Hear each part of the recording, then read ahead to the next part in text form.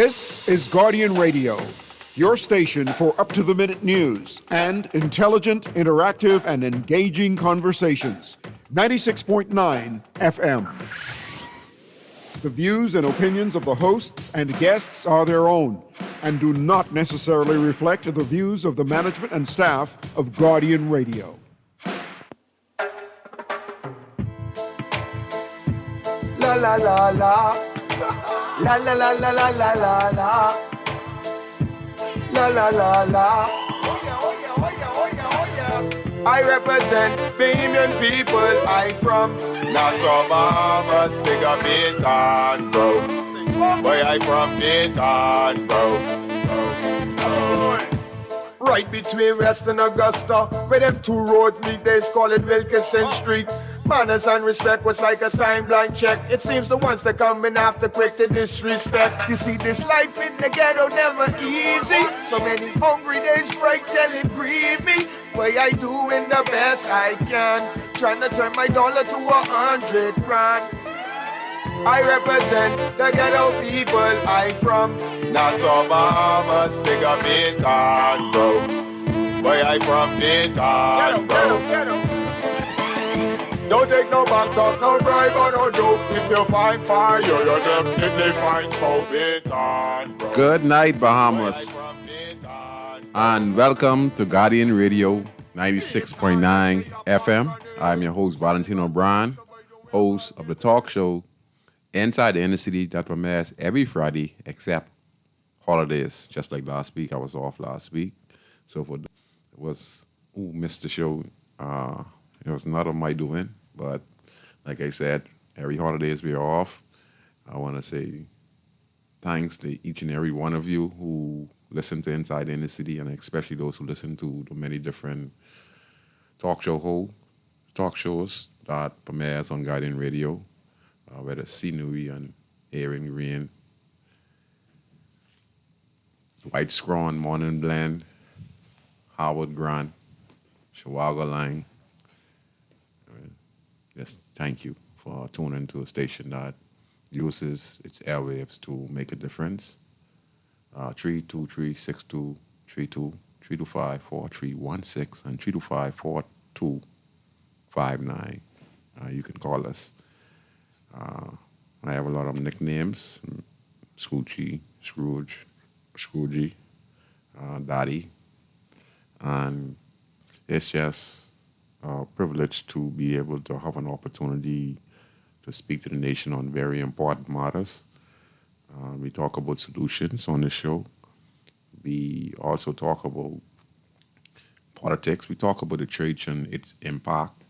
And we talk about solutions that can also make them, has to say how we can start to fix the Bahamas from its chronicle sickness when it comes to poverty, murder, corruption, and health. Those are major challenges in our country, especially corruption. Poverty is the next major challenge in our country. You know, there are so many people homeless, and a lot of people are not working. For those who are working, when it comes to government contract, government is doing a good job of giving them government contracts to make ends meet for many families around the country, even though we all would not get a government contract. But for those who get it, whether they're politically affiliated, most of the time it is. But for those who are not and are getting a government contract, kudos to you, even those who are getting them, because, it's going to avoid the cost, because these individuals themselves, except the greedy people who continue to get contract after contract and are not helping their community, those need to be looked into. But for those over there who are getting employed by government with small businesses, which I think is a very good thing, just keep it works. Make sure that you fulfill your contract obligations, and etc. But yeah, tonight's show, we're going to talk about the labor and comments made by Leroy Major, MP, on one of the family islands. And we talk about park benches. And I want to talk about that a little bit. I don't think that Mr. Major is a bad person. I think, he spoke his mind when it comes to probably he wants to do more in his community. Party politics, because you're not the number, you have to be in a specific number, okay, for you to have access to a lot of government departments. Okay, let me just give you a prime example when I'm talking about. All right. Here's a prime example. Okay. Being elected as a member of parliament for either the Free National Movement or the Progressive Liberal Party, first you get a background check, then you get a committee check, and then you get a constituency check on see if you're a viable candidate to be considered for an upcoming election. That's the first step. If you don't have party connection, if your family is not big in the party. But most of these individuals who you see get these nominations for these political parties, it is their family's ties to the party that gets them these positions. They're not earning like when merit. They're earning in some incidents by connections to the party. Yeah, so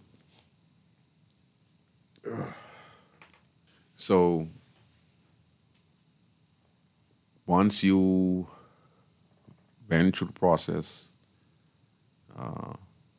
party process, now you are a viable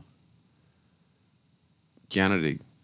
If your party is successful in going to the general election, and the leader of that party, which is either the Honorable Brave Davis or the Honorable Michael Pentard, or Mr.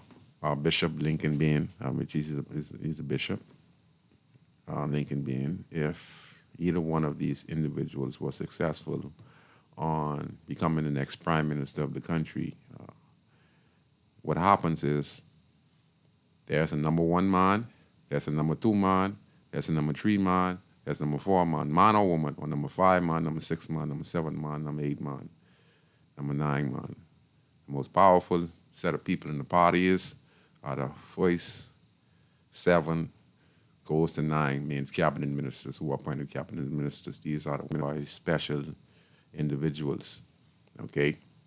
So what happens is that's how it runs. And then the rest, we call them backbenchers. They're not in the circle of the prime minister. They might communicate with him time and time again, but they're not the top brass of the party. The top brass, again, is like the prime minister, the deputy prime minister, the minister of foreign affairs, the minister of education, the minister of environment, minister of national security. These positions are the top positions in the party, and they are not backbenchers. They have access to all government department, meaning they have access to the Ministry of Works, they have access to BPL, they have access to water and sewerage, they have access to all the major corporate behemoth government departments. Prime example, the Honorable Chester Cooper, who is doing a fantastic job down there in Exuma. The way he has helped transform Exuma. Exuma right now is booming. We're talking about tourist arrival, air travel arrival, by boat, and etc.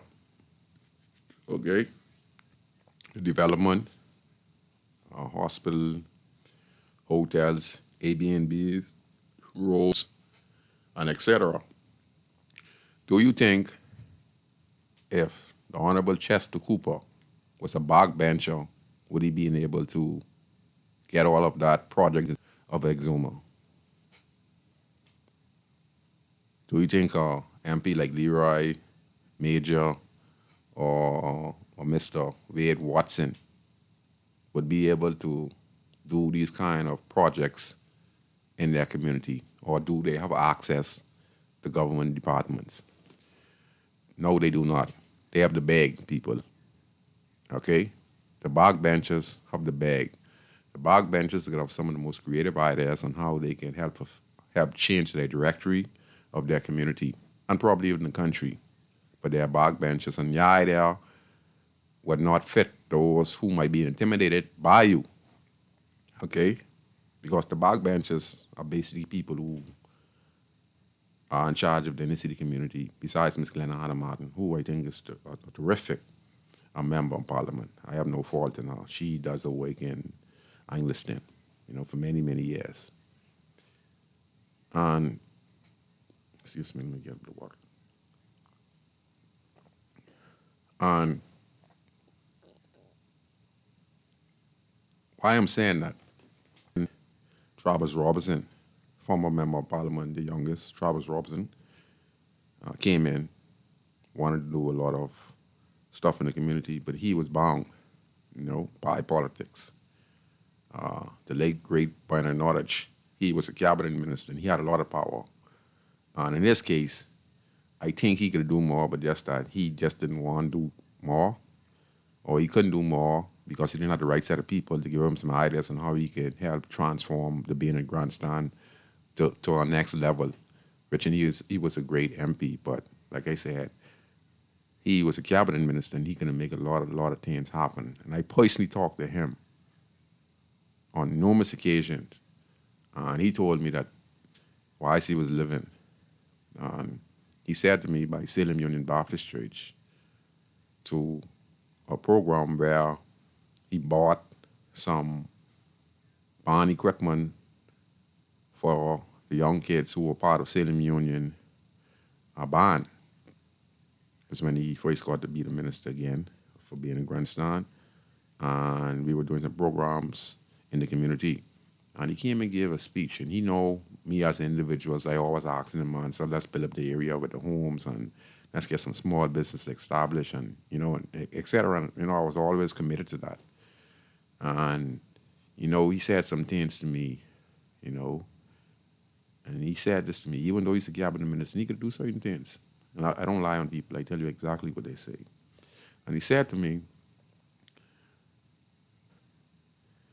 I know you would like me to do more things for the community.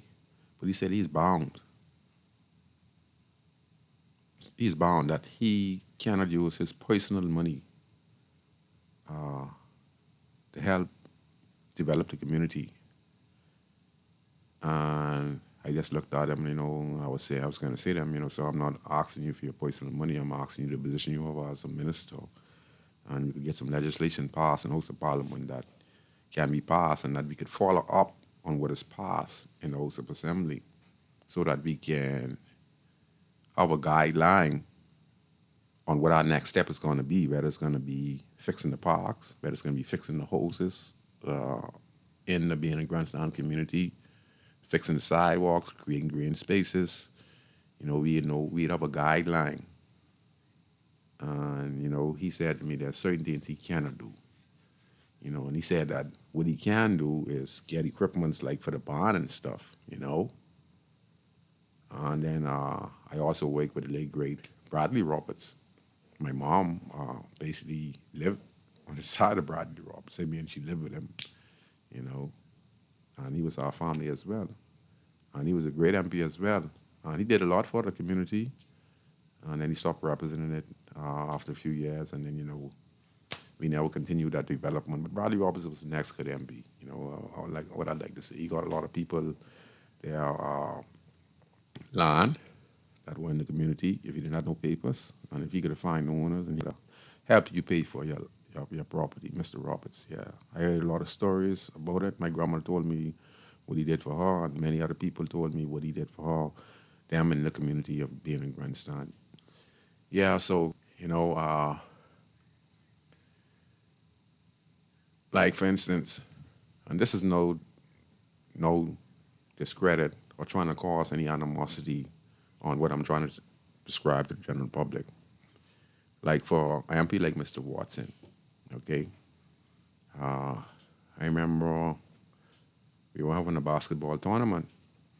Um, I asked him, I said, I know you're super busy now. Mind you, people, Mr. Watson's hand is full with a budget of $150,000 and delivered a constituency with over 50,000 people in it, you know, where the majority of people have the same problem in the community. So going door to door, you're basically you're gonna hear the same problem that your neighbor has.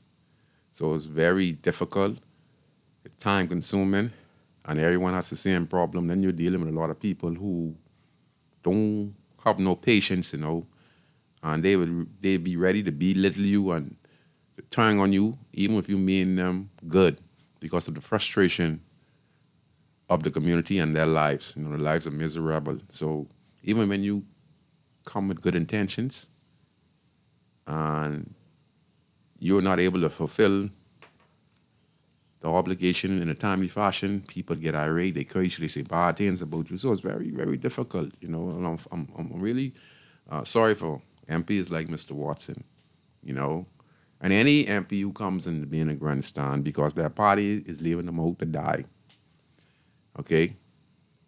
Because they could help more people by not being backbenchers, okay? So like I said, it's about the first 9 position. So if you look at Cat Island, the Prime Minister could authorize the Ministry of Health, he could authorize the Ministry of Labor, he could authorize of Education, he could authorize BPL. So if there's a problem in that community, let me give you a prime example. And I don't like to talk private business, my private business, what I have talked with other individuals, because I don't try to smart people's name or to get them in problem because, I'm on the radio talking. I don't like to get other people in problem, okay?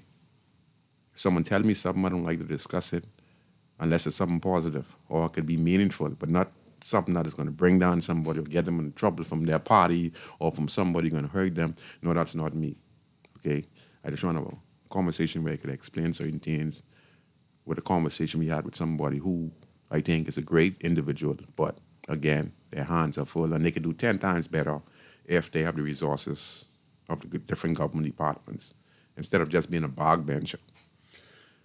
So we were having a basketball tournament on H Street Park, and like I said, Mr. Watson is super busy, and I really try my best not to put too much pressure on the MPs. I try to go out as an individual, as a citizen who have some connects, and I use that to help the MP in the community, whether it's a PLP or FNM, because the work I do in the community is for the country, and government change and government change and government come, but the country stays here. So I'm still living. So if government change, it doesn't stop me from working in my community or working with any government that comes in. Yeah. So I'm trying to remember what I said. So I went to Mr. Watson. We didn't have no lights on the park at that time. I went to Mr. Watson. I told him this would be my final basketball tournament that I'll be holding on H Street Park because I've done it for over 25 years, and now I pass it on to Nate because I want to do some other things in my life now. I want to work on my restaurant and see how I could have a steady income and a steady business, focus and learn. I want to be able to cook and see how I'm going to deal with the clientele inside the restaurant, and try to get better at customer service, and make sure I could train the employees that will be working with me on how to address rude customers that comes to the restaurant. Because, like I said, in this country now, you can mean people good, but they're frustrated, and they would snap like that on you, and you're gonna have to find a way on how you're gonna diffuse the situation. Because if you get in the back and forth, then bad things happen. You could get agitated, and that person get agitated, and then there's a physical altercation. So I'm training myself. I'm preparing myself. So light was off in the park, and I asked Mr. Watson, I called him because I know that he's the minister for the area. And I called him and I asked him if he could assist on getting the park lights fixed for this upcoming event because it's my final event. And I would like to see how we can entertain the community for about a week of positive activities. Uh, One thing I can say, he would not get back to me right then and there, but he would get back to me. So he got back to me, say he see what he's gonna do. He right. He had the right. The minister of who's in charge of BPL, whoever the minister is. I don't know if the message reached on time because like all these ministers be super busy. They don't have time for small stuff. If they don't have a schedule set up and etc. It's very difficult because you're dealing with a lot of people every day. So you need a team. These ministers need a team to deal with a lot of the issues that comes before them because they themselves uh, cannot, deal with the needs and wants of the constituents. And he told me, well, Scrooge, when the event, he tries his best to see how he can get the light fixed. He said to me that he'd have to get it do private, man, and like they'd have to get a private company to come and fix the lights up on the park. And like I say, he's be busy, so I'm not judging him. I'm just telling you like how the story went. I called him back about a week later. I got a response again. He asked me if it get done yet. I said not as yet, sir. And I told him, he's super busy. So he said he read again, he called again. I don't know if he did this stuff, but I think he did. I got no response on fixing the light. So Nate, Nathaniel McKinney, he was a co-host on this show, and he's a good friend of mine. I retired from athletics in the community, and now he is in charge of athletics for us, keeping the area positive with sports activities. And, he come up with his own creative idea. He has a movie night every week on H Street Park, so he does some great community work. So I told him I'm going to give him my connection that I had, and you could always use him, because when he go and ask the sponsors, he tell many of the people that, me and him working together.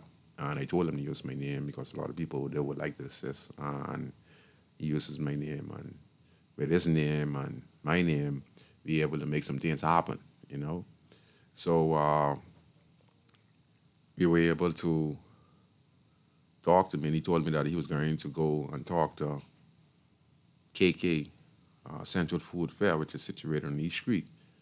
Because, if government cannot be able to help us in a timely fashion, then we as private citizens could go around to the neighboring community food stores and see how we can communicate and see if we could get a sponsor. Well, Nate was successful. He went to Central Food Fair, KK. She's the owner of Central Food Fair, which is on East Street. And he went on. She told us anytime we needed any assistance with any program or doing anything positive in the community, she wanted to give back. She's a Chinese behemoth.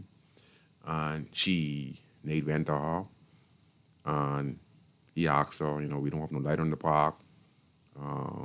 Could you assist us? Nate had an idea on what kind of lights we like to put on the park. So Nate went and did some research, and then he came back, and he said that, he get a nice quote on some lights that could be turned on and off and be controlled. So he told KK the price. KK wrote him a check for a substantial amount of money for the lights to be purchased and installed in the park. Now the lights are on H Street Park right now being installed. It's on H Street Park being installed. The night they're doing a candlelight night for the 3 young guys who were killed by police a few years ago. Some of the family members are doing a remembrance service out there. Amanda, my cousin, she's out there. She's doing a remembrance service out there. for the life of the young gentlemen, who were shot and killed by police that were on investigation for a few years, but the case was just thrown out about a month ago. So yeah, and Mr. Watson called me a few days later and he asked me if the lights were fixed, that BPL was coming to fix the lights, which they did. Beginning with the tournament, the night before the tournament, they did came, but we already got KK as a private citizen to sponsor the lights, and she paid for them and everything. Could have run anywhere from 15 to 2,000 or probably even more that was given to purchase these lights and install these lights on H Park, which has a timer and can turn on and off as we speak right now. And Mr. Watson did his part, but like I said, it took a little too long, but we were able to make that happen. And it's because he's a backbencher. We're going to take this one call, and I'm going to get back to the conversation. Go ahead, good night. Hey, good night. Good evening, Scrooge. I'm fine. Hey, Scrooge. Hey. You know you got the best show on Guardian, though. Thank you, man. It's nice 1 hour on Friday. The realest thing, I think, man, to God. And you know what? You can barely hear you. I say, man, big man, it's Scrooge, you think they got to turn it down on a Friday. Even if it's hard to hear what you saying. And the callers, I guess there's the callers right down to almost off, right? But they look like they be running this volume thing on your station. I mean, I'm knocking, right? Yes, sir. But then you find to all the stations, right? Yes, and sir. I know Guardian is one of the top stations. They talking about for money-wise and this and that, talking about corporate business, right? Yes, but sir. The thing about it is, why is it that, I mean, we have an IRCA too, right? Across the spectrum, and you saying your dial, right? But we have an IRCA working that is functional in this country. Each one of the stations are supposed to be balanced. No station is supposed to be above and no station. Hello? Yes, sir. The volume is supposed to be consistent. As if you will, if you purchase a record from the store, you know that the volume of that will be consistent. Yes, sir. And then across the board, basically, for all of the records, supposed to be almost the same. So that when you put these things on, you won't hear no drop or no rise in the volume, right? Yes, but sir. I believe all the be turning it up and down. I mean, not you, but you got the best station. You ain't got nothing to hide. Yes, sir. But they like turn it down, and you come on the truth thing, you like put on the station too much, you know. I mean, I don't want to sound like that. Yeah. But more sound, I ain't getting a light, but you know, be like from early in the morning, right? It'd be like this thing. I ain't getting taking half years. They keep on bragging all along, right?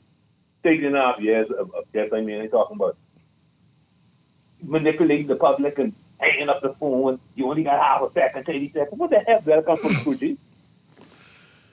Scrooge. Hey. Yeah, that comes from. The only one Guardian radio come on, he said 30 seconds, he get it hot. I hear Aaron doing it. Place to stop with that boy. He's the manager. That's white one. He's the white one started, right? And all of them do that same thing, you know. It's like control the narrative. You got that one who got that trebly voice. What's his name? I can't say. Come in the day. He married. Control the narrative. You talk about the white boys. They talk about the family. He ain't talk about much about the nation. Oh, Lord. Where we always go? All they say, the conversation. Like discussion don't mean nothing no more. They just a sound select, you know. And they ain't sound select. That's like the other one on your station, right? Early in the morning, the smartest place in the web, it's on the dumbest in the web. Oh, quote, open quote, close quote, open quote, close quote. What that mean? You're the smartest place when everyone could read it. Who would say quote to all everything they say all through the morning? Quote. So smart. Hello? Yes, Who that sound like? Yeah. The producer, it ain't me. The producer, how you saying about that talk shows and stuff like that, you on this broadcast, and you won't get me no problem. But while you talking with them, it's kind of conflicting with me because, I do my own personal topic. And then, you're talking with other talk show hosts, and then they might point the finger at me, because you're speaking your mind, and I'm not saying you're wrong for speaking your mind. That's the way how you feel, but with me and the producer was just listening, and he said, he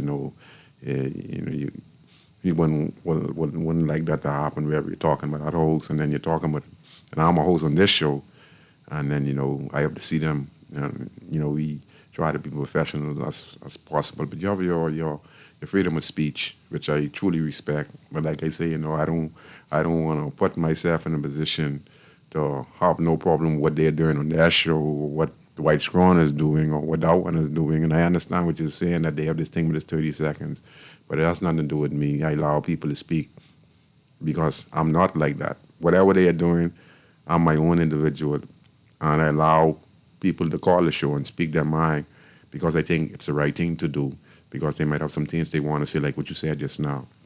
Okay, sometimes it might be conflicting. You don't mean it in a really bad way, your comments, but the producer want to protect me as well as protect.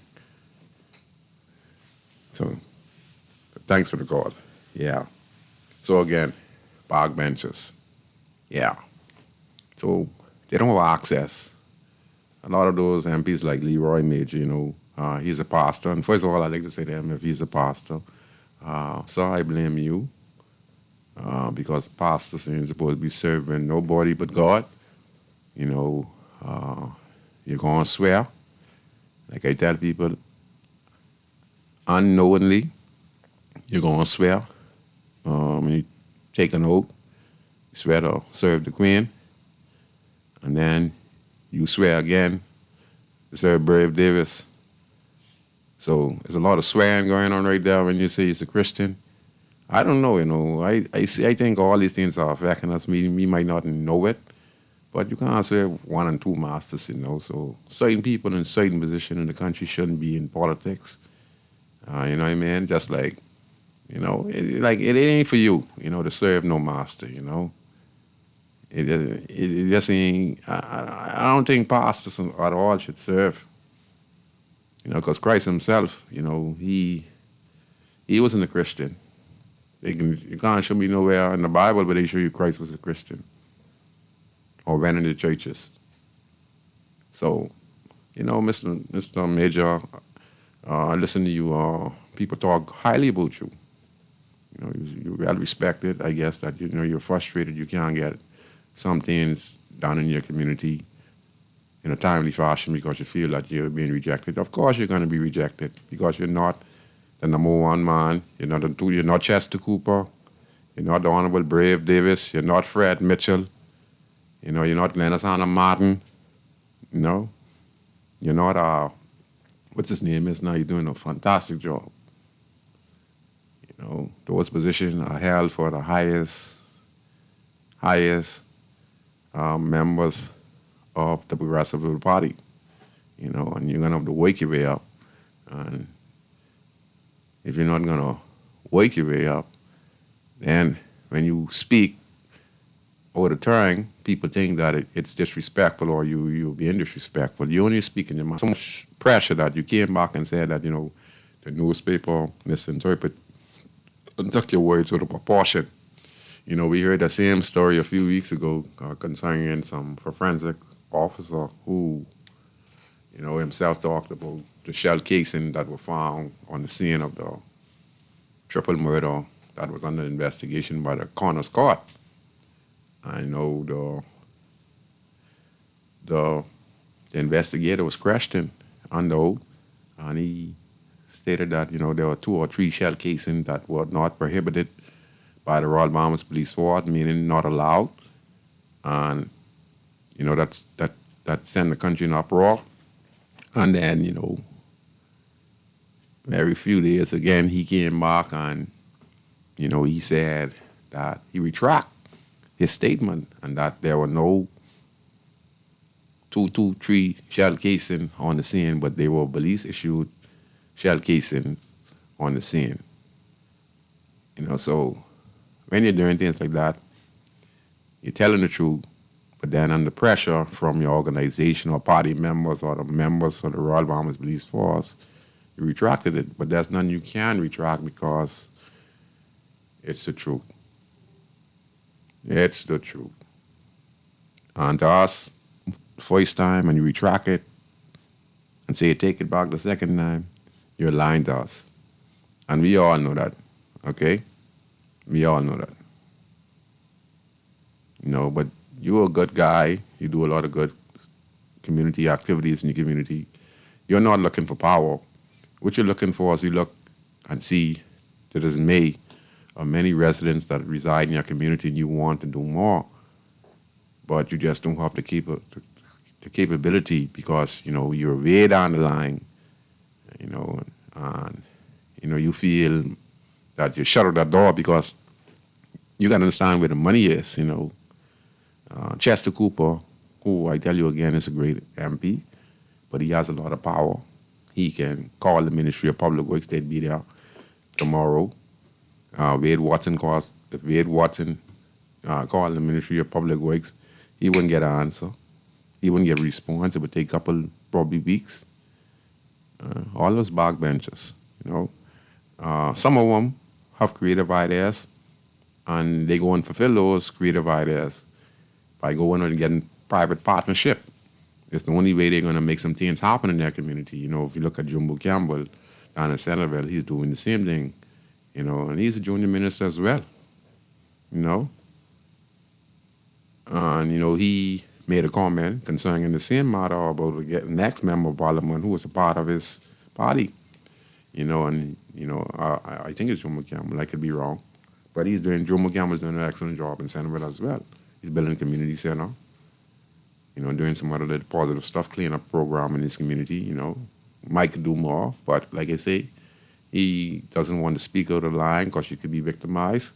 Mr. Major, he ain't really speak out of line. He just speak on how he felt. Because if they were able to have the type of power as backbenchers, they can make a lot more things happen in their community. If they're sincere, if they're not looking for power. See, what most MPs is be afraid of backbenchers MP is because, let me give you a prime example. You remember when Travis Robertson was the member of parliament for being in Grandstand? Travis Robertson was the most popular person in the Free National Movement Party. Okay? If Travis Robertson to keep, actually he's still a member of the Free National Movement, but they got beat in the general election. If Travis Robertson was to continue with the popularity in the country, one day we might see Travis Robertson as one of the next prime minister of the Commonwealth of the Bahamas. There are a lot of people who, again, he was a backbencher, who probably were jealous of him, and, he spoke on some issues concerning the being in public, and then he was penalized by the leader of the party, Dr. Hubert Alexander Menace, when he spoke what he felt was right. And later on, he retracted, and then he was given his position again. And this stopped progress in the country. So again, Mr. Major, you're not rightful.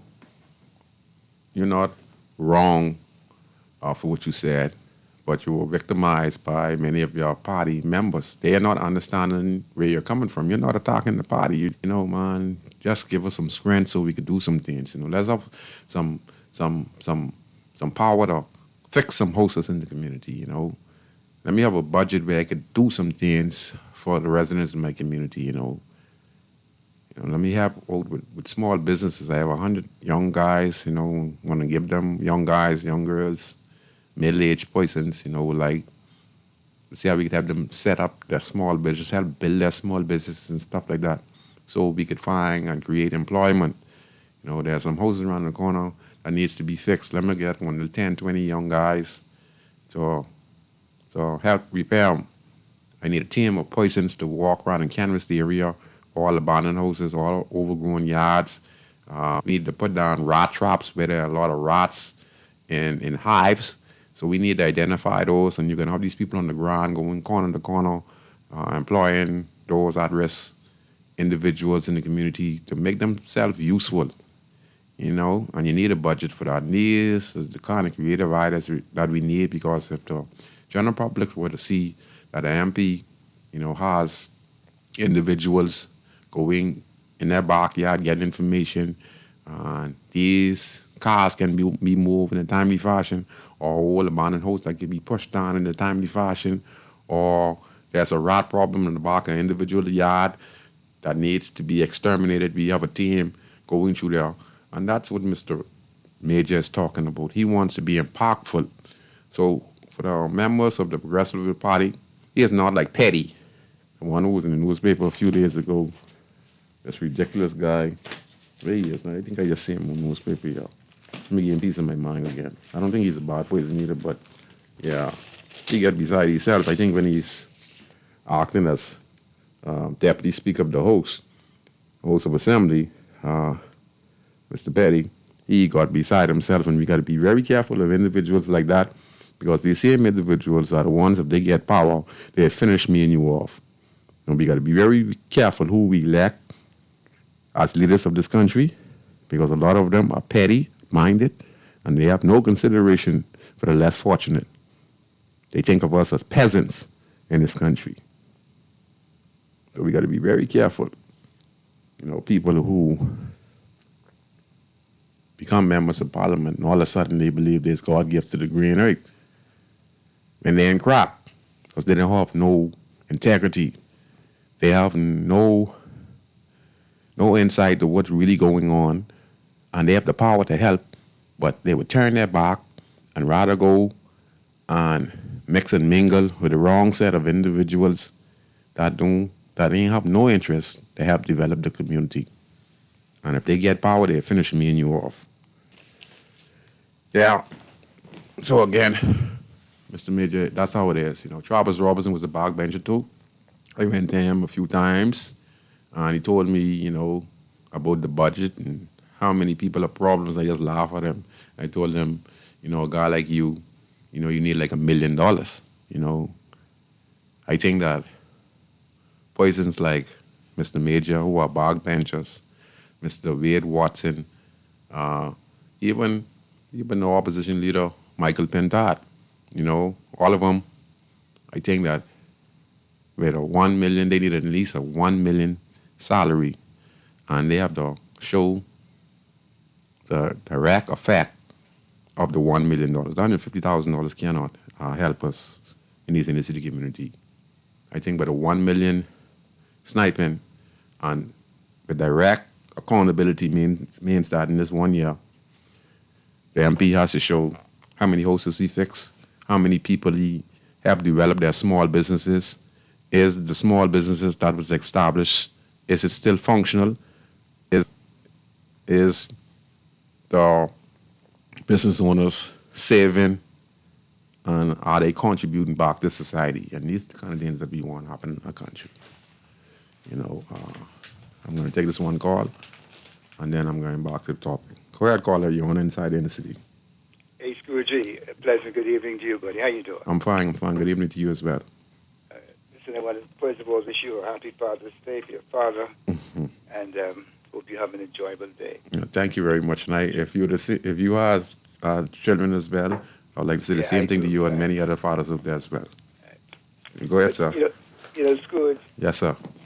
I have a problem with, as a so-called member of parliament, or not necessarily a member of parliament, but being a member of a political party, and you're not able to speak your mind. Yes, sir.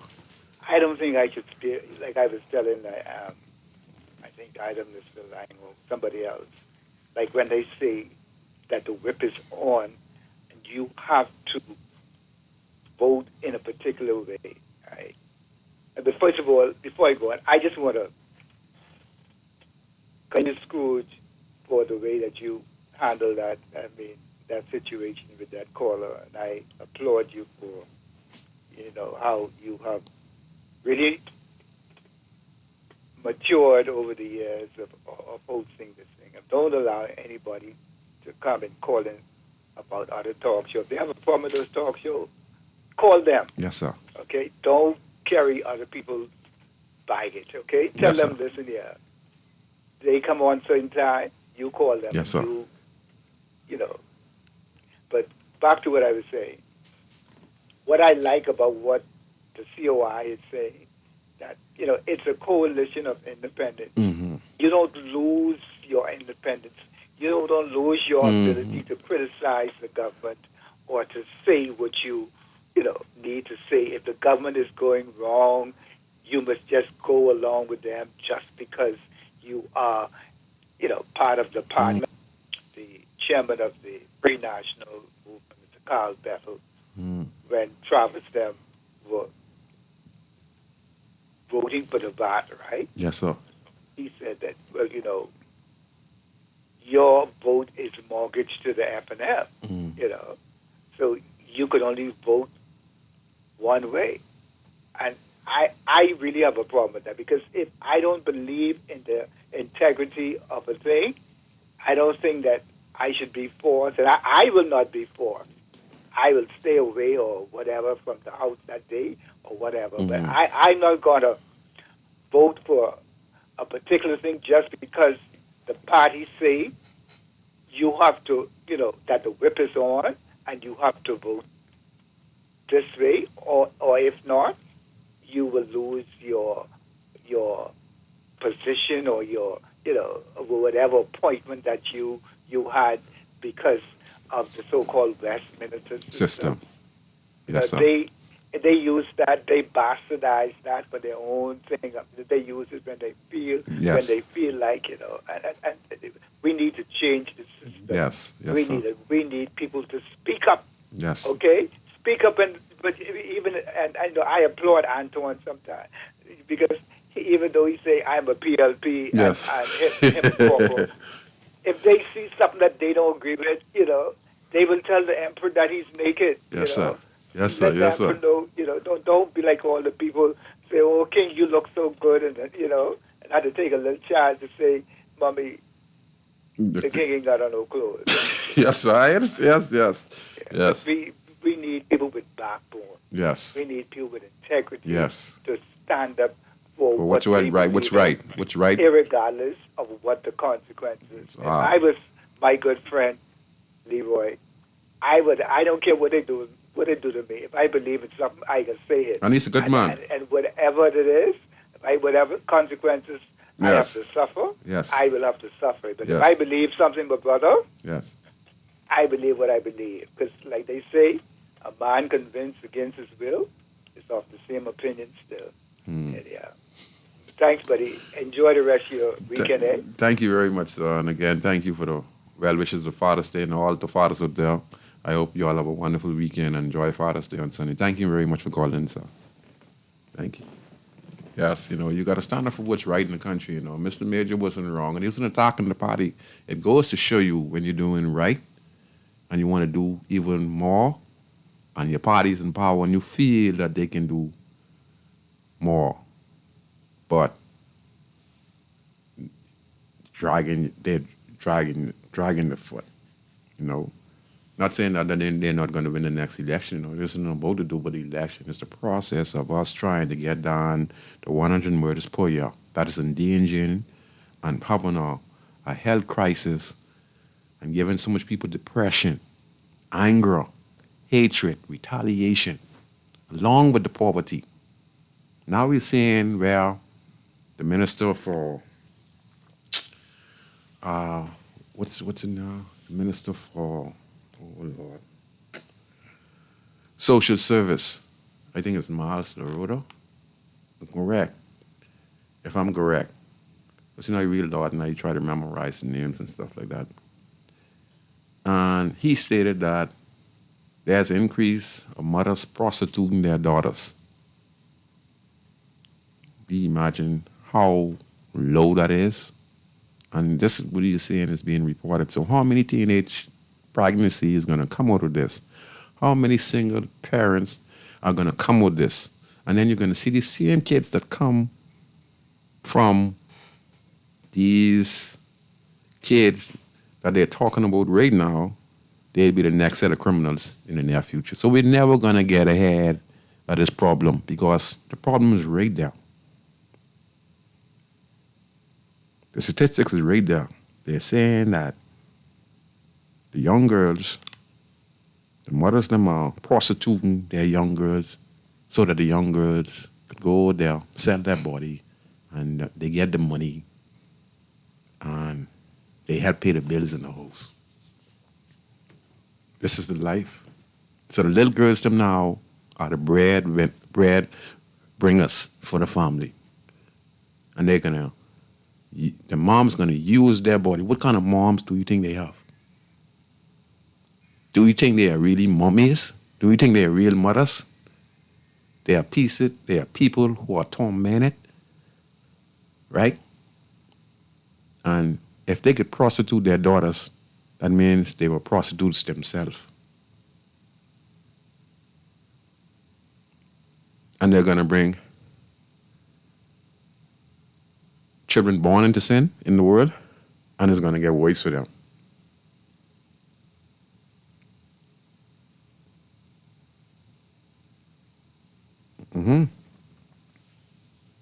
You understand? That's how serious it is in our country.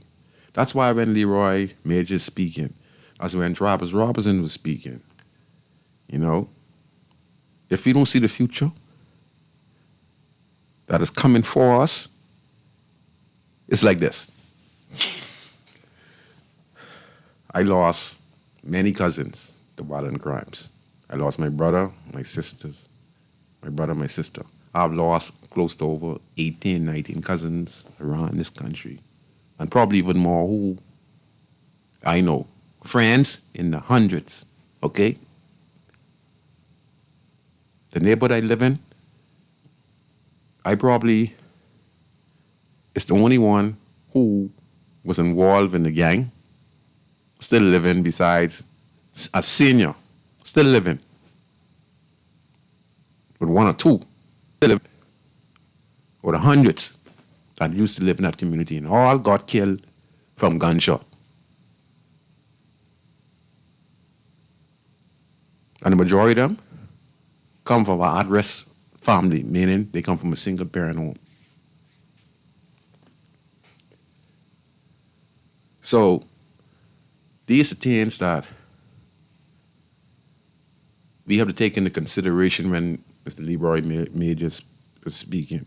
And he, like the caller said before, he don't like that when you can't speak, because whatever the party doing, you're supposed to agree. And that's the biggest problem with politics right now. If your party is doing something that is wrong, you as a member who might be a trustworthy person or a person who stands up for integrity and what's right, by your obligation and by you signing that contract that you swore to serve the king, that you swore to secrecy, and what is discussed in Parliament is kept a secret in Parliament. That's the agreement that you sign when you become a member of Parliament. So you get to serve a king, and you swear to protect the interests of the king and what's discussed in Parliament.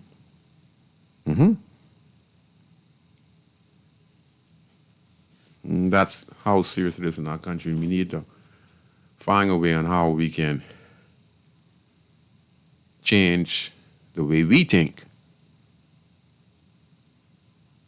because it's getting worse, with these reports of underage girls, their mom is allowing them to go and sell their bodies. How many sexually transmitted diseases these kids are going to get, and they're going to pass them to somebody else. How many different society problems that is going to be created because of this wave that we're not seeing in numbers. And that's why we can't get the 100 murders under control, because we have our cycle keeps on going on and going on and going on in our country. And we're not addressing it.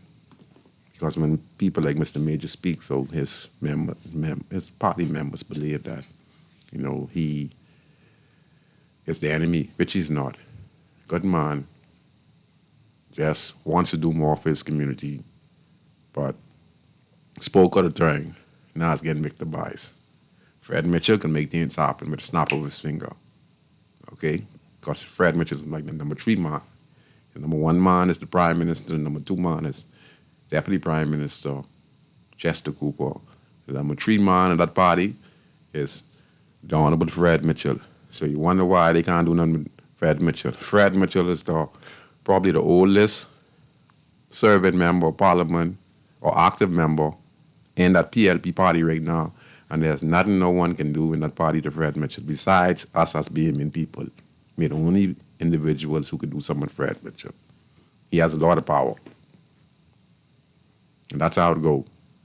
Voice 9, cabinet post. So, Mr. Major, you're not wrong. It's just that, again, you speak of the tongue, and a lot of people can be threatened by you because they know that having these inner city communities and being able to help them, you would have a volume of people who support you, and other individuals feel threatened by you, and they want to shut you out.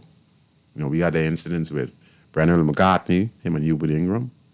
When McCartney got very popular, and he started to walk around the streets with his immigration uniform on and working with immigration officers, he got a call in, buddy, slow down your roll, he ain't want to listen.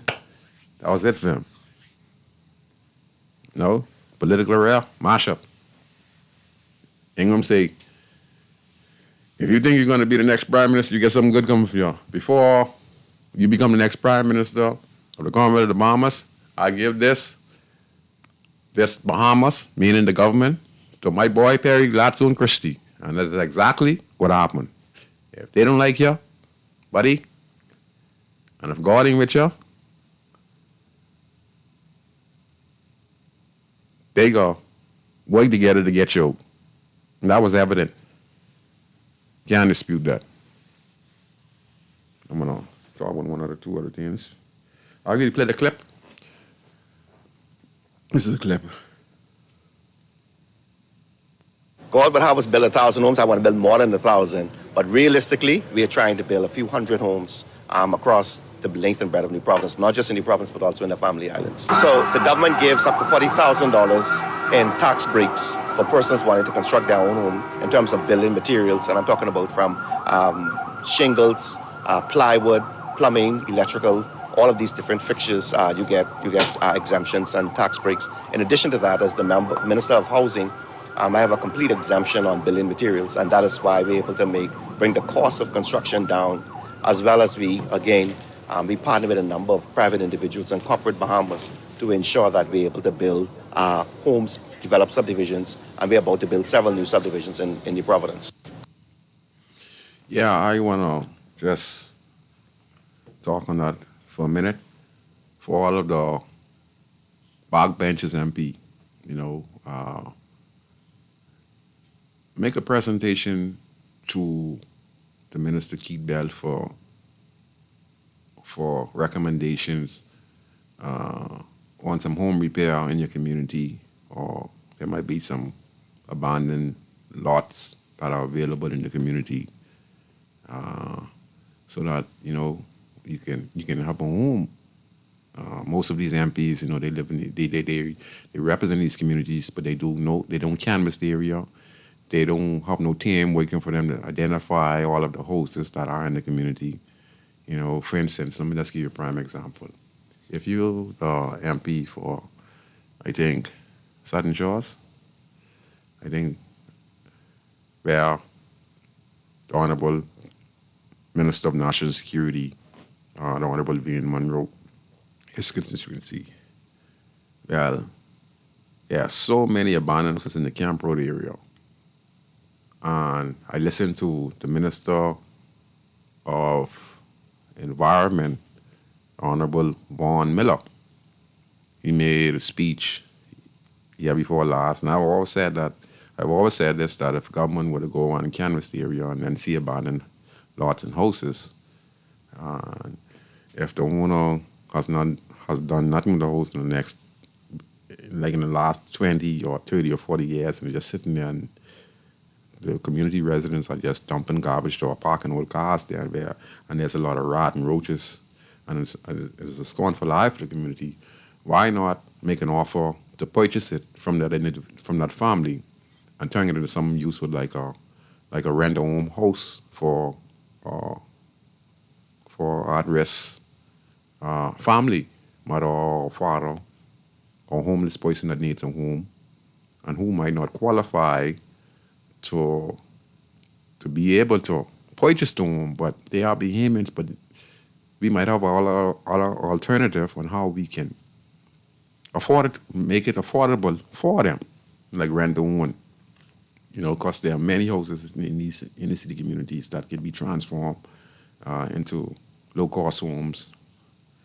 There are apartments that can be turned into 2-3 bedrooms apartment that you could rent on this apartment complex and just keep on upgrading them every year to make sure that they're properly maintained. And then you got to make sure everything is properly maintained so that it does not run down. So, like a minister like Mr. Van Monroe, he's supposed to have a survey team, a person who go canvass the area, give him a report and lay down of the community corner by corner. And then he can see how he can work directly with the Minister of Housing, which is Keith Bell, and make some things happen with all those abandoned houses in Campbell area. Same thing can happen with Mr. Watson in Baintown. Same thing can happen with Ms. Glenanna Martin in Angleston. Same thing can happen in Freeport where Michael Pintar is. And this is the portfolio that needs to be laid out for the entire population of the Bahamas, where we have MPs, them actually working on the ground. And they don't necessarily have to be on the ground. They have a team of persons who can report to them, and they can take this report back to Parliament or to their party, and they can make a presentation, because you have an hour to talk about your constituency. And this here could be very beneficial to your community. C.B. Moss is, let me just read what C.B. Moss is saying.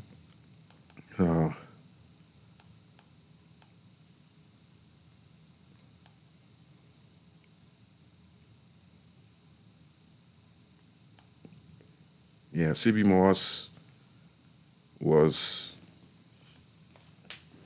you haven't heard from Mr. Moss in a very long time, so I was quite pleased to hear from him a few days ago, if I'm correct. And he seems to be getting his strength back. And he's an activist, and he always wants to help the Bahamian people. And even though sometimes we keep on repeating ourselves in the country, it comes down to home, it comes down to empowerment, it comes down to developing the community, right? And developing people. And our government don't list that as the number one priority. So as individuals like myself and Mr. C.B. Moss, who has contributed for over 50 years to this country, we can show you the gratitude that is owed to Mr. Moss. But I guess what is owed them is going to come from the Father. So Mr. Moss says here in the Nassau Guardian, is calling on the government to address homelessness and the growing need for social assistance at its root as concerns rise in the country. Okay? He said there's a growing need for social assistance on its root. Concerns surrounding shelter shortage in the country rises. Moss, who leads the humble inner-city Mount Olive Baptist Church, said the climbing number of homeless residents in the country can be attributed to many long-standing issues. When we're talking long-standing issues, these are some of the issues that Mr. Major is probably referring to. And some of the issues that Mr. Moss is listing: the rising cost of living, a decrease in community support. A decrease in community support is garbage collected on time. Make sure that the rodent problem, the rats, the mosquitoes, the roaches are under control and the centipedes are under control. Garbage is collected on a timely fashion. There are no stray dogs around the streets, throwing over garbages and stuff like that. Each house has their own particular built-in garbage container, running water, bathroom, electricity. Playgrounds need to be established in these communities. After-school programs need to be established so that when kids come into school, they could put in like 2 hours and then go home before 6 o'clock. We don't want the kids on the road during dark hours. And then to make sure that they're properly watched, you have someone who can, they probably have a bus. If they go to classes, they have a bus so that no one walks home. No kid is going to be allowed to walk out of school once it's getting dark. School is going to provide transportation to get the kids home. And the bus is going to have to stop in front of the home and let the kids off, and then someone's going to walk that kid off the bus home. Or the driver's going to call the parent to let them know that the kid will be arriving in 5 to 10 minutes. All the numbers would be listed to make sure that whoever's to practice is accounted for. He says a decrease in community support. The hunger has risen. If you look by Walter Henschel on Wolf Road, every day there are hundreds of people right there. It used to be by C.B. Morse. I have people come by me every day. Every day. I'm no different than C.B. Morse or Walter Henschel. The cries are real. Mr. Moore said, the demand for real estate has gone up, but the supply has not kept pace. In other words, we are not seeing new homes constructed, and those that are being constructed are outside the ability of people who will really need them the most. Yes, because a lot of people can't afford, $100,000, $200,000. So we have to think out the box and see how we can rent to own. And these same individuals, we have them to own their own small businesses. Maybe some of these rent to own homes can actually have a small business that can be able to create the revenue so that you could be able to pay your rent to own home. So I like the government side of rent to home. And Mr. C.B. Morse is making some valid points, which I truly appreciate, Mr. Morse. It's 7:35. All right. And I think that Keith Bell, he talked about he wished they could make 1,000 homes. Remember on the show, for many years, I've always told you that government's at least supposed to try and make 1,000 homes per year so that when they're ready to go to the election period, they have at least 5,000 homes that are being constructed. Because each year we have 5,000 kids coming to the school, or close to 5,000 kids coming to school. So we need to try and see how we can make it reasonable and prepare the country for this growth of 5,000 kids that are coming to school. So we have to keep on developing, because right now, as it stands, and Mr. Moore stated, there are so many homeless people, there are people looking for rent, and we do have the immigrant problem of illegal immigrants coming in the country, and they are looking for a place to stay, and that's probably the main reason, one of the main reasons why, and because, like I said, we don't have enough houses.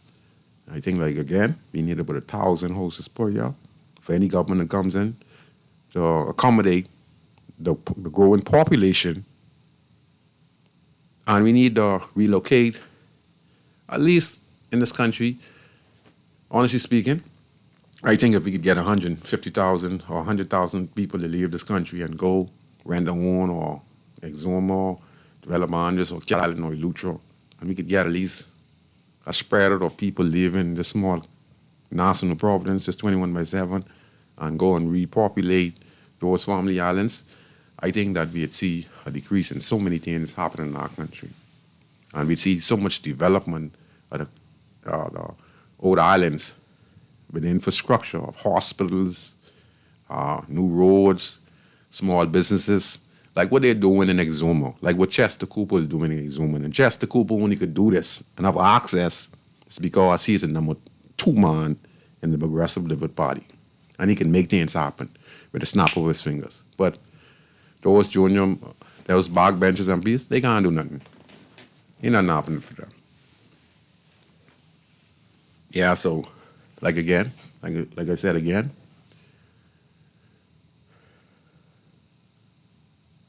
MPs of the canvas their community and come up with creative ideas and make it available to Parliament. As simple as that. You know, I want to talk real quick about Labor Day. You know, Labor Day parade just went this last week. Okay? And two political parties, the Coalition of Independence and the Free National Movement, decided, you know, that they were not going to wear their portfolio shirts, meaning it's no Coalition of Independence, no Free National Movement shirt. One of the reasons, I guess, they understand that the Labor Day is for the Bahamian people. It's not for the political party. We had the Progressive Party out in numbers. You could say close to about 15,000, 20,000 people were dressed in yellow, riding the brave, you know, shouting and carrying on. Was it for Labor Day? No. It was not for Labor Day. It's because, you know, we want to support the party, and they went out. But for me, Labor Day was about Sir Randall and what he meant. I ain't seen no one how he wearing Sir Randall shirt. I ain't no Sir Randall speeches. I hear what Labor Day was all about. And if my knowledge with Labor Day, this is my knowledge what I think Labor Day is supposed to be. When we were under the British, the UBP, and we were mistreated because we were only here to be slaves, maids and janitress, stewardess, waitress. You know, we never was designed to be managers and executives and etc. You know? And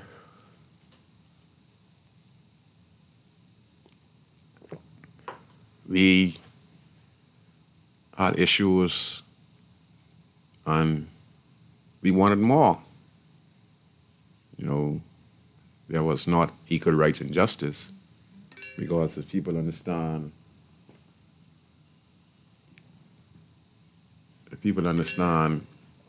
that back in the day,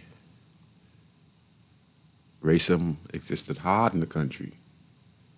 You know, black against white, and the whites were in charge of the government and had the resources and had the police force to keep the blacks in check. People even know what the Royal Bahamas Police Force was started for. You think it was started to protect and serve the people? The Royal Bahamas Police Force and a lot of the police force around the world was established to keep the slaves under control from the slave masters, from the white slave masters, to make sure that the slaves would not rebel. And if they did, the police were there to uphold the law, which was for the white man. Nowadays, it's switched where it's black on black now, and the black themselves are worse than the white supremacists. You know, they're worse now, you know. It's black on black now, black crop syndrome. All in Parliament now, it's just a bunch of black man. On the force is black man, in the prison is black man, to the hospital is black nurses. And look how we talk to one another in this country. It's black on black now. You know, it ain't about no white supremacy no more. It's black on black because we hate on one another. We hate on one another because I wear a red shirt and you wear a yellow one. Or because you're a PLP, you use a F&M, or because you're a Catholic, or whatever the situation is, or you just don't like me and I don't like you. You know me? Let me explain something. There are people out there who I don't hate. I just don't mix with. I'd hail you, but I'm not going to hate on you. I'm not going to let you mess my life up where I'm going to see to have in my mind that I hate this person every day of my life. No, you're in my mind. I'm not going to do no business with you. I'm not going to talk to you. If I could help you any way I can, if I see you on the streets, I'd hail you. But we ain't going to do no business together. We're going to hang up together. We're going to do nothing together. But I'm not going to hate you. I'm not going to hate you, and I'm not going to hold nothing against you. And anyone knows me, that's how I live. If you offend me, I just go live my life the best way I can and avoid you as much as possible. But I'm not going to hate you. If there's anything I can do to help you, but I'm going to stay away from you. I'm going to talk to you and say, man, look, whatever difference is, let's keep it away. We're never going to agree. Because you're never going to like me, and I'm never going to like you. So it's cheap we talk this over now, and you keep your distance, I keep my distance, and we just have respect for one another when we see one another. And you keep your way, and I keep my way. I'm not better than you. You're not better than me. You can't do me nothing, and I can't do you nothing. Okay? And let's keep it like that. And we have a lot of hatred in this country, you know? And it's all black on black in this country. Black on black. The police beating the inmates, criminals shooting at the police, fathers raping their daughters, Bahamians killing up Bahamians left and right with 100 murders in the country every year. We get in a car accident, we rowing one another, willing to kill one another. You know, we mess right up. Black Rob syndrome. You know, there's only black people over here right now, and we really need to change our mindset. We really need to get rid of this poverty and this mindset of laziness, of jealousy, of hatred, and we can't see our true value. And we are such a great nation with such great people. You know, it's crazy. It's crazy. Okay, I have a caller. Go ahead, caller. You're on Inside the Inner City on Guardian Radio. Brother Brown. Hey, Mr. Thompson. This is my boy. I was listening to you give your dialogue about the UBP. Yes, sir. Let me just say that we were in a position where we didn't get the full fury of the UBP. I came in on the tail end of it. Yes, sir. All 9 of us, plus 3 grandchildren. But my mother and father, they had occupations that the UBP needed them. Wow. Lock, stock, and barrel. Mm. I also have a lineage from my grandfathers coming on down to my mother and then to us. Mm. That we were in a, well, I guess you could say, we were blessed because of the professions that they had at that time. Now, I have to agree with you how the racist UBP government treated black people is even far worse than what you even mentioned on the air. A lot of people have suffered heavily. Now, you said it's black on black. You said there's a lot of hatred. Now, I don't know where all this hatred is coming from. Are these genuine Bahamians who hate one another, or are they strangers in our midst purporting to be Bahamians? Both sides, Mr. Thompson, and if you just watch Mr. Leroy Major, who was a member of Parliament for the PLP, he just made a statement concerning his position being left out, and he was victimized by his own members of his party because he spoke the truth. He didn't say nothing bad. So that's what I'm talking about right now. He's saying his constituents. What constituency is in? I think that's Elutre. Elutra? I think so, if I'm correct. Let me see, let me read. Leroy Major? Yeah, let me look right now. I can see right now. Yeah, I thought that was a New Providence constituency. No, New Providence. Let me see. I got it right now. You could be right, sir. Yeah. I can look right now. But go ahead, sir. Yeah, but what did he specifically say? He was talking about what? He was saying like how he's the bog bench, and he's referring to how he's talking like he can't get the support from the government, meaning probably the head that must he do some projects or in the community, and he feel that he's being left out by not making enough progress. Things that he wants to do, and he needs assistance, and he just can't get it. Okay, well that that may very well be true because A representative of the House of Assembly is not to be able to do anything of himself and by himself. That's not constitutional. It takes the government of the Bahamas to give the support to the representative to help his constituents. That's the way it ought to be. And I heard you talk about a particular personality who probably is a cabinet minister and have some degree of influence, and how that individual can get things done, Yes. whereas a backbencher doesn't have the same type of privilege. Yes. That is true, what you just said about that particular personality. All of us pay taxes. We're entitled to benefits from the Treasury. Yes, sir. And it's the duty of the government of the Bahamas. Sometimes they just forget who they're supposed to be governing. Yes, sir. Whose interests they're supposed to be looking for. You got to remind them. Yes, sir. So he was not wrong in making his comment. Now, what about his constituents? Is his constituents backing him with what he's saying? Well, according to review, I wanted to speak on it unless I get some type of feedback. I hear he's a very good minister. He's a minister too? Yes, I hear he's a minister.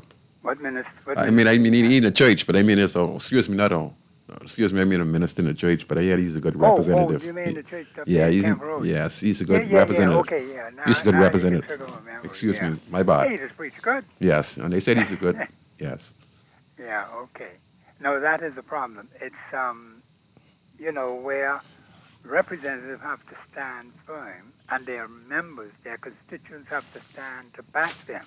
A representative cannot of himself, by himself, get things done unless the constituents stand with him.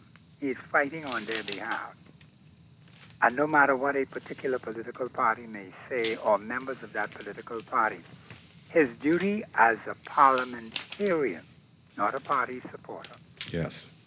is to his constituents. And the Constituents. constituents need to understand that. I think there are some things which I will explain in graphic detail to the Bahamian people in time for the next general election. Yes.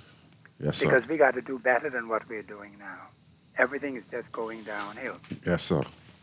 Okay? And about the police force, let me just add this. You said it was set up back then for the purpose of protecting the interests of a particular grouping of people. Yes. Well, that is true. It was not. Is it that way now? No, it's not. It's like it on us now. It's on us. But people didn't understand. Do research, people. The police force was established for the UPP, not the black people. They were in charge to keep us from overthrowing the UPP. Go find what the police force was established for. I just said it. But like you said, Mr. Stone said, right now, it is the police is black on black now, because the people who get locked up in the streets and now some new problems are young kids, mothers, fathers, and they get locked up. Who is in the station? Our brothers, our sisters. Let me just make one last Go ahead, point. sir. Go ahead, sir. Who are these particular personalities you say who are mothers prostituting their children? They can't be Bahamian mothers. Why, sir? Right now, it's all kind of walks of life of people. It's the Haitians, the Bahamians, who all are right here right now in this country living in the city community. That's what's going on, because everyone poor right now. There's so much poor. Everyone all mixed up. Everyone all mixed up and everyone poor, so. Yeah, we got to fix that. Everyone poor. Well, thank you, Brother Brown. I appreciate you, and I hope all goes well with your program. Yes, sir. Overhead, because I know you're struggling very hard Yes, sir. in Grantstown to help those people Yes, in sir. the Grantstown community. Yes, very Thank you difficult. very much for your comment. Thank you. You're one of the most wonderful man, one of the greatest talk show, and you just Thank you for the you're a compliment. perfect you're a perfect Bahamian that most of us have to emulate, and what it is to be a true Bahamian. You're one of them. I certainly hope it will rub off on them. Yes. So Thank you very much. Thank you very much, Mr. Thompson. Mr. Thompson, from time to time I go and I go on the show. He invite me on the show, and we have a wonderful time. Mr. Thompson has a wonderful show.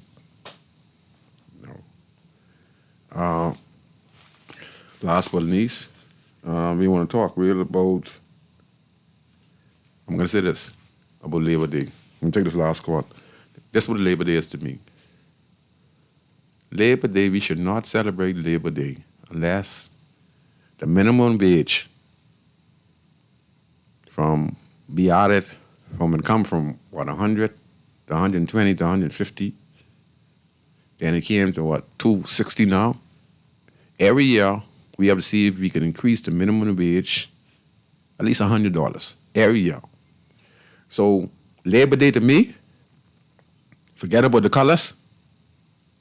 It was about the protection of the unions, protection of the workers, right?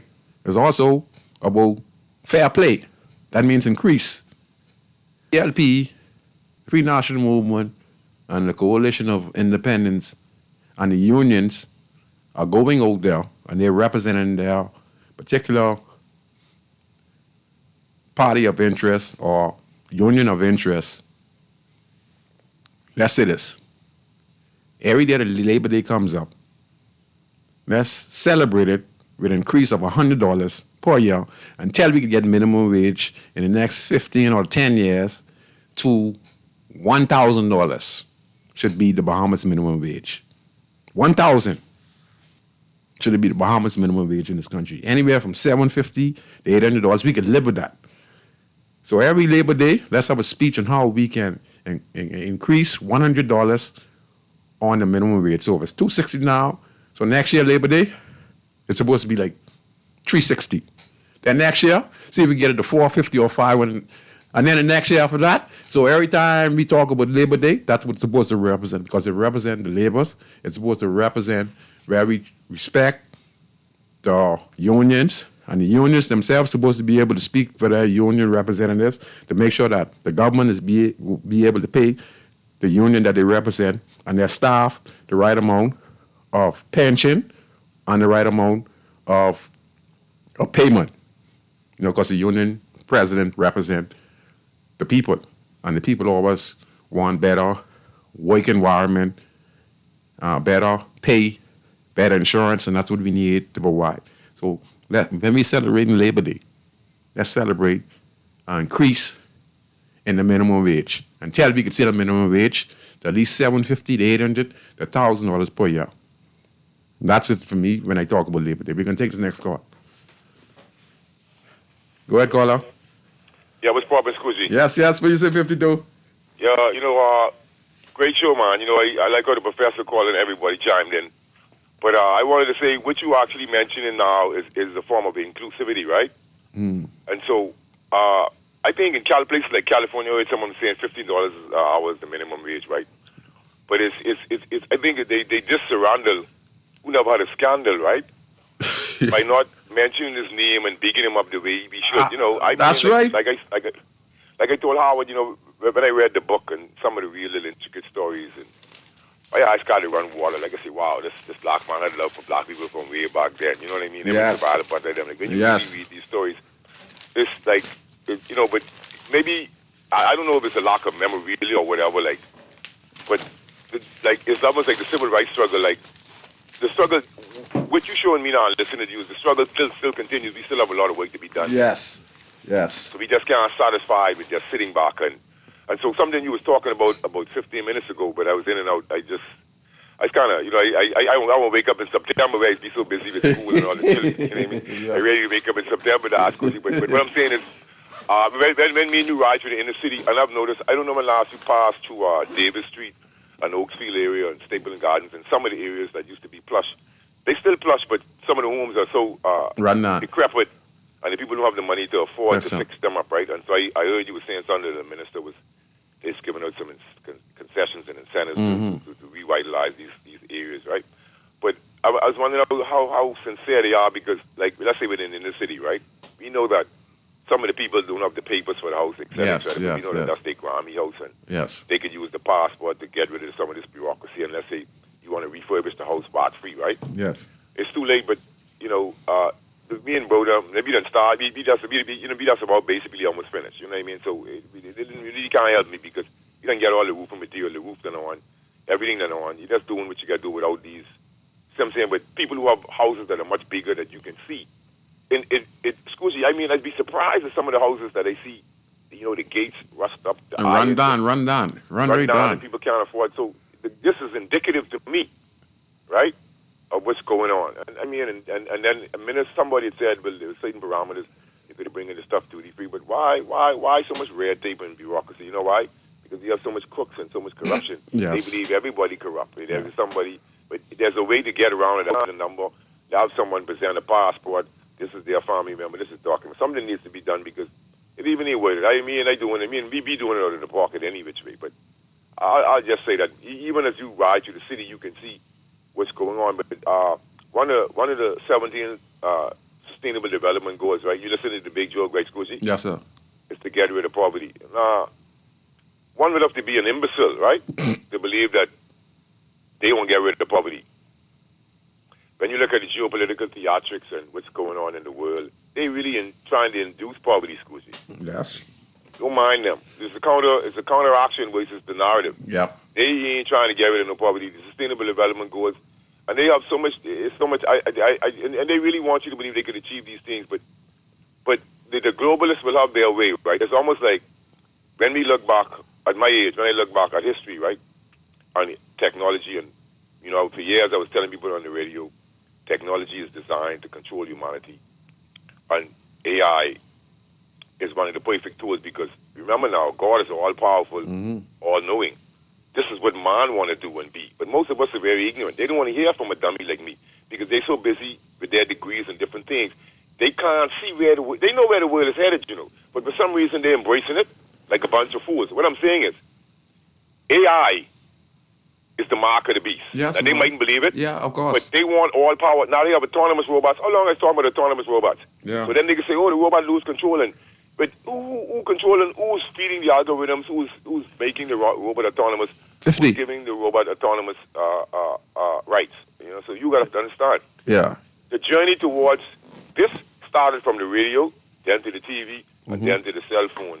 And then it's like back in the days when you was in COB, you go to read a book, you would sign. And they'll say, well, yeah, you read this book, or they'll know you read this book, or you got this book in your possession. So it's no different. That's a way, like, let's say a book could be about anything. They know that you read that book. They don't need to do that now. They can do that through your browser history or whatever. Yeah. In history, right? So they want to be like God. Operation Lockstep scenario now, the brain scan, the movie Inception, Sabotage, all of these things, Neuralink. They ain't want what you think. And this is what people don't understand. The world is headed in a dark place. Yeah. Pearlie mentioned some things that me and you was talking about for years, and you was talking about for years on the radio as far as bringing the technical programs into the inner city so people wouldn't have to traverse here and there. And like, the art and craft centers, which you're talking about, to enhance the ghetto youth and get rid of some of this negativity on the road, right? But I'll paint this before I go, Scrooge, because you live in the inner city. Yeah. We see the proliferation of liquor stores, right? Yes. And gambling houses. Yes. So exposure is what brings Yeah. predispositions. Yeah. So if someone is exposed to a liquor store, one day he might just pass on the side of the store. Yeah. He may become addicted, inflicted, and then can't even get out of it. So this is a great experiment we into. But they love us, Scoozy, because they surrounded us with liquor store and gambling houses. All right? And they're having a field day, man, because I've been asking the question for a couple of days on the radio. When will the gambling houses come in, or somebody can show me the oversight? What is their win-loss ratio? Because ain't no one winning nothing. We need them. Give thanks. Thank you. I just want to read, 50 do always doing a wonderful job, and all the calls did a wonderful job. But I just want to read something what someone said real quick. They say, Scrooge, back in the UBP days, the educational standard was still high, and only the best of the best blacks Bahamians were sent off to school to England, became lawyers, teachers, priests, or other kinds of professionals. The government high school academy standards were very high at that time. Okay, wow. Let me see. Yeah. Not today, though. So, yes. I just called. That was a comment. And Mr. Leroy, Major, you are good, MP. I know that you, man of God, you was looking to really have a great impact in your community, but we feel that you were not getting support because you're not the number one man, you're not the number two man, and the number three man. And there's curry favor in politics, and we have to find a way on how we can get the backbenchers to actually be able to contribute more. And last but not least, I'd like to say this again. I think that if we want to see a big change in this country, the backbenchers MP, as long as they have a plan, as long as there's an organization in that community that has a plan that can help benefit the community, whether someone come up with an indigenous way of say, let's create a training center where we could train kids and give them a stipend so that we can get them to pay more attention, because giving them a stipend, they'd come more because, they'd be getting a little $120 or $150 and they still would be getting trained. And then, we could help them out after doing a year course to help them start their small businesses and stuff like that. So I think that's what we need to do on canvas the area, all MPs, canvas the area, look at the strengths and weaknesses of the community, and work with individuals who has a good plan for the community and help support them. That's the only thing I can say on how we can be able to change the direction of the country. So I hope you guys enjoy the show tonight. Valentino Brown, a.k.a. Scoochie, Scrooge, or Scroogey. They also call me Daddy. I'm the talk show host of the show Inside the Inner City that comes on every Friday at 6:30 to 8 p.m. I want to give a special shout out to my friend Elroy Bryce and my boy Ganzi, and to the whole Lewis Creek crew, the Baintown crew, and all those who listen to Guardian Radio on Inside the Inner City. And I hope I did a wonderful job this week. And I hope to see you next week if God spare life. Enjoy your weekend and happy Father's Day to all. If you find fire, you definitely find smoke. Baintown, bro. Boy, I from Baintown, bro.